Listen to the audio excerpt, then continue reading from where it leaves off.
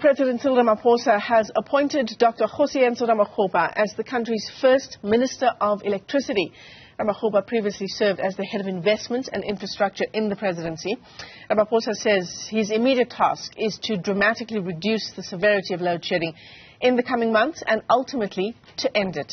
For more on this story, some analysis for you. We're joined by independent consultant in energy research at UCT, that's Hilton Trollip. Hilton, good morning. It's great to see you. One just wonders what Kgosientsho Ramokgopa will bring in this new portfolio that will be different, that we've not done before. Good question, because I listened to the President's address last night, and I suppose the main feature of the address was there was absolutely nothing substantial that was new, unexpected, and I think there's this thing is if you do the same thing over and over and you expect a different result, and your question is what will Dr Ramokgopa do that's new. I listened to an interview with him this morning on radio, and from what I could work out, he said what his plan is to go from power plant to plant to find out what's wrong, find out what they need to fix it, and then arrange for that to be done for them.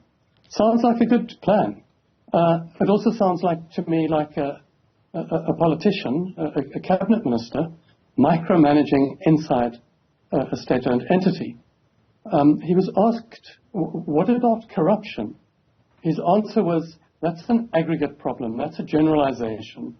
We'll see when I get there about that. So I think he sidestepped or minimized what many analysts, and not just partisan analysts, but very general purpose analysts like Perry DeVos, the constitutional law expert, wrote an excellent piece recently about how, firstly, there's no doubt that corruption is a serious problem, and there's no doubt that it has been carefully described in the Eskom inquiry, November 2018, the Zondo inquiry, that many people have been recommended for criminal prosecution, and yet, from what I can see, of the 45 people and 27 organizations recommended for criminal prosecution in the parliamentary inquiry into Eskom in 2018, one is facing charges. So I think, and then another thing he was asked, well, what about the policy? He said he doesn't think this is a policy job. What he will do is, and as I'm going to repeat, he said this over and over, he will go from one important player to the next. The important players sounded firstly like the coal-fired power plants. He will go there to each one and say, what's going on here? What needs to be done? And then he'll go and get the necessary, I don't know where he's going to get it, from the President, from the Treasury, from the emergency regulations, to fix it. In my view, that sounds a bit simplistic.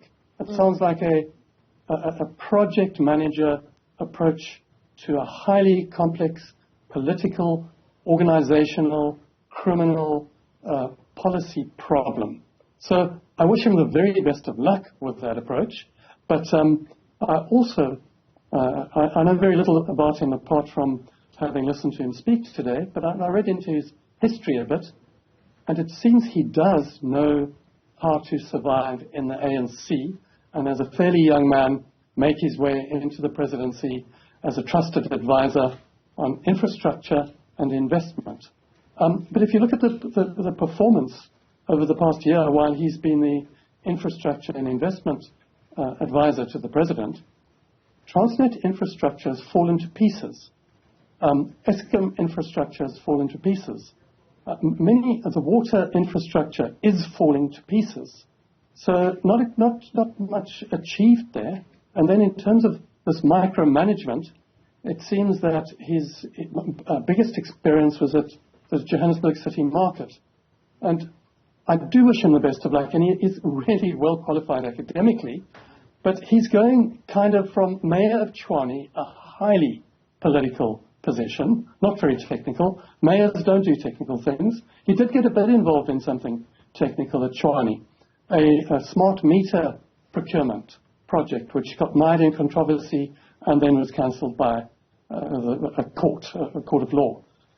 He's going from running the city market to running, which I don't know what the revenue is there, but it's a small operation, to going into an organization. And what I imagine is there's also going to be a CEO appointed by the end of March who will have to run an executive team. The way one runs big organizations like Eskom is with a team. One person can't do it. Yep. So I'm repeating myself. You can hear the theme. No, I mean, you've clearly done your research as we all try to understand what Kgosientsho Ramokgopa brings to the position, what experience might help him in what is probably one of the most important portfolios right now. So much of what's happening in our country hinges on us getting our electricity crisis right. You've talked about his response to the question of corruption at Eskom. And that, Hilton, is probably one of the biggest issues insofar as fixing our energy crisis is concerned, right? And once we get our energy crisis right, we can start to talk about dealing with things like unemployment, with poverty, with the cost of living, even the rate of crime in our country. So much hinges on him fulfilling the duties that the president outlined last night when he announced his appointment. So what I worry about is clearly the ANC taking load shedding so seriously at this stage has a lot to do with reports, very credible reports, on polling on the ANC's chances to get a majority in the election next May. And that load shedding has been identified as possibly the single biggest threat to them maintaining their majority, because load shedding it has now become obvious to every single resident of South Africa how it affects them, their economy, their jobs, their ability for the children to do their homework, for people to study at every level, their economy, education, health, etc. So what I worry about is he being sent in there to go and tell every power station manager, okay, we need to run this power station as best we can until the day after the election next year. And we all know that you don't have to do certain maintenance for some time on these really big machines. You can push them much harder than they need to be pushed. Is he going to go and micromanage every power station to do that? It's been done in the past. So I've got a huge worry there. He did say some promising things about renewable energy, that he would try and facilitate that.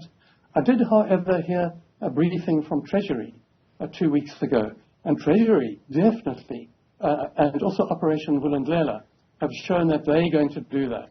So I'm not so sure that this electricity minister is going to get that involved in that.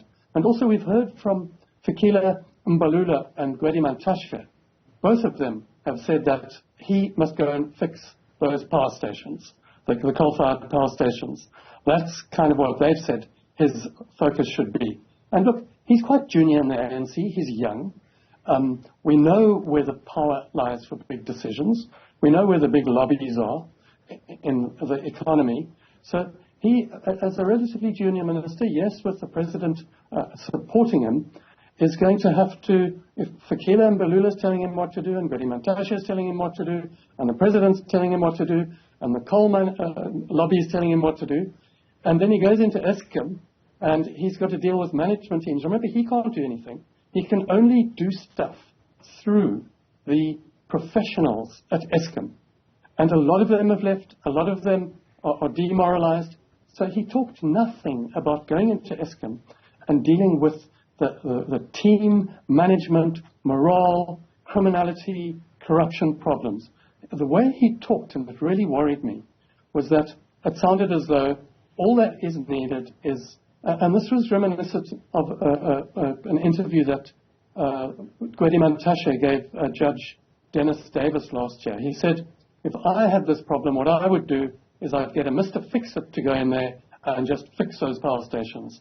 And it seems that's the solution that's being put in there. And I suppose the proof will be in the pudding, whether that is possible. Yeah, a year to do so, a year to turn things around is what the President said, announcing that reshuffle last night. Hilton Trollip, let me thank you for your time this morning. Apologies, we're out of time for this discussion, but Hilton is an independent consultant in energy research at UCT. Thanks for joining us.